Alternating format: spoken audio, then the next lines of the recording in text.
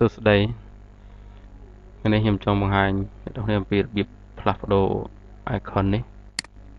icon ស្នេកនេះ icon មួយនេះជាងដើម្បីផ្លាស់ប្ដូរ icon នេះបានយើងចូលទៅកាន់ផ្នែកខាងក្រោយរបស់Clocker នេះចូលមកកាន់ផ្នែកនេះហើយយើងរកពាក្យ Face icon នេះហើយចុចលើពាក្យ Edit នេះ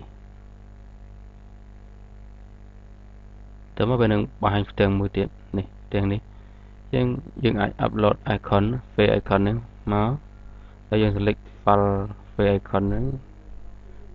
ឲ្យមានរូបភាពហ្នឹងជា4ជ្រុងហើយតូចទំហំវាតូចជាង100 គីឡូហើយយើងប្រើទៅរកវាមករូបភាពដែលយើងធ្វើឲ្យស្រេចបើយើងទៅបានធ្វើទៅយើងធ្វើវាឲ្យសិនមកសូមយើងupload វាចូលរូបភាពដែលខ្ញុំធ្វើឲ្យមិញដាក់ឲ្យនេះរូបភាពខ្ញុំមិញទៅបើคลิกរូបភាពពីរដងមកចុច save មក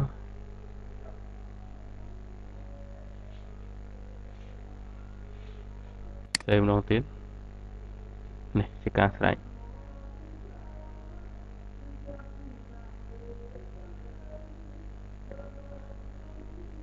នេះវាផ្លាស់ប្ដូរឲ្យហើយចឹងយើង view មើលផ្នែកខាងមុខ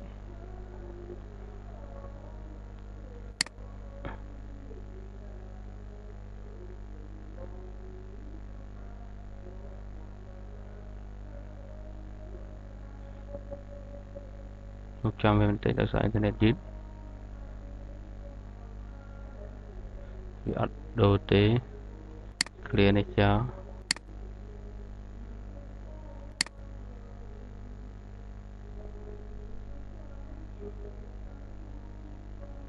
ពីប្រសាថ្មី